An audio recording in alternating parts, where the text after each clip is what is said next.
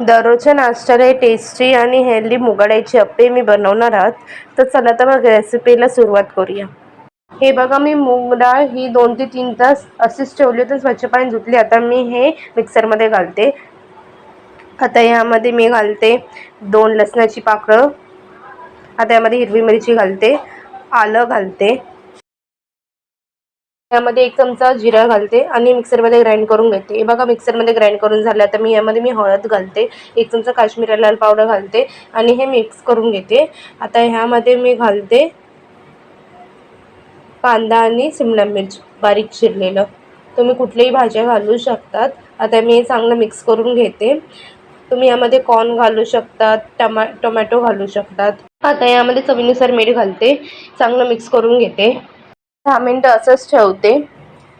हे बघा, 10 मिनटं झाली आहे. आता ह्यावरती थोडं पाणी घालते आणि मिक्स करून घेते. बॅटर जास्त जाड पण नाही, पातळ पण नसला पाहिजे.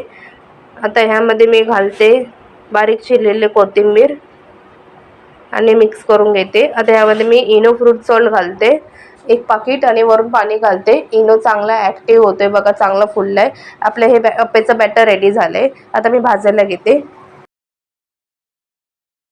हे बघा, मी त्या अप्पेचं भांडं ठेवलं स्लो फ्लेमवरती. ह्यावरती मी तेल घालते सगळ्या ह्याच्या होलमध्ये. आता बॅटर घालते एक एक होलमध्ये. हे बघा, थोडं थोडं करून घालायचं. तर सगळीकडे मी असं घातलंय बॅटर. आता हे असंच 2 मिनटं स्लो फ्लेमवरती असं झाकून ठेवायचं. हे बघा, 2 मिनटं झाली तर मी झाकण काढते, टर्न करते. हे बघा, अप्पे चांगले भाजलेत. दुसरी साईड पण ही भाजून घ्यायची चांगली.